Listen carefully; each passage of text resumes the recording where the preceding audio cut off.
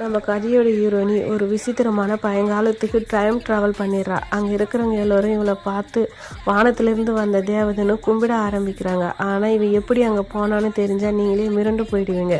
இவ ஒரு ஆவரேஜான ஸ்டூடெண்ட் தான். காலேஜில் கிளாஸ் எடுத்துகிட்டு இருக்கும்போது அவள் அதை கவனிக்காமல் ஸ்நாக்ஸ் சாப்பிட்டு இருந்தா. இதை பார்த்த கடுப்பான அவங்க ப்ரொஃபஸர், 20 வயதாகியும் உனக்கு அறிவே இல்லையா, உன்னையெல்லாம் என்ன சொல்கிறதுனே தெரியல, நீலாம் எங்கேருந்து உருப்பிட போகிறேன்னு திட்டிகிட்டு இருக்காரு.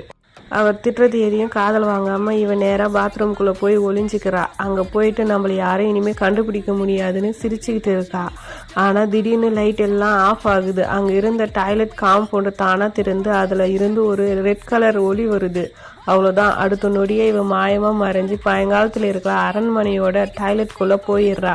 அங்கே இவளை பார்த்த ராஜமாதா இது சொர்க்குலோகத்திலேருந்து வந்த தேவதைன்னு நினைச்சு இவளை தெய்வமாக கொண்டாடுறாங்க. தேவதையே, உங்களுக்கு நாங்கள் என்ன சேவை செய்யணும்னு சொல்லுங்க அப்படின்னு கேட்குறாங்க. ஆனால் நம்ம ஹீரோனிக்கு ஒன்றுமே புரியல. என்னடா இது இவ்வளோ பெரிய மேஜிக்காக இருக்குன்னு ஆச்சரியப்படுறா. ஹீரோனிக்கு உதவி செய்ய ஒரு பணிப்பெண்ணையும் நியமிக்கிறாங்க. இன்னொரு பக்கம் ராஜமாதாவோட கட்டளைப்படி நம்ம ராஜா தன்னோட பாதுகாவலர்களோட அந்த டாய்லெட்டுக்கு ஆராய்ச்சி பண்ணுறாரு. அங்கே ஏதாவது ரகசியம் இருக்கான்னு ராஜா கேட்க அவரோட ஆளுங்க செம்ம நாத்தடிக்குது மகாராஜான்னு சொல்கிறாங்க. அதுக்கு ராஜா, நான் நாத்தத்தை கேட்கலடா, ஏதாவது விசித்திரமாக இருக்கான்னு கேட்டேன்னு ராஜா கடுப்பாகிறாரு. அங்கே ஒன்றுமே இல்லைன்னு தெரிஞ்சதும் அந்த அரண்மனை அதிகாரி ஒரு ஐடியா கொடுக்குறாரு. ஒரு வேளை இந்த தேவதையை டாய்லெட்டுக்குள்ளே இருக்குன்னா மட்டும்தான் மறுபடியும் தன்னோட இடத்துக்கு போக முடியுமோ என்னவோன்னு சொல்கிறாரு. ராஜாவும் திங்க் பண்ணிக்கிட்டே நம்ம ஹீரோனியை டாய்லெட்குள்ளே இறக்கி பார்க்குறாங்க. ஆனால் ஒன்றுமே நடக்கலை. அடுத்த நாள் ராஜா நம்ம ஹீரோனியை அரண்மனைக்கு கூப்பிட்டு நம்ம நாடு செல்வ செழிப்போடு இருக்க ஏதாவது வழி சொல்லுன்னு கேட்குறாரு. ஒன்றுமே தெரியாத நம்ம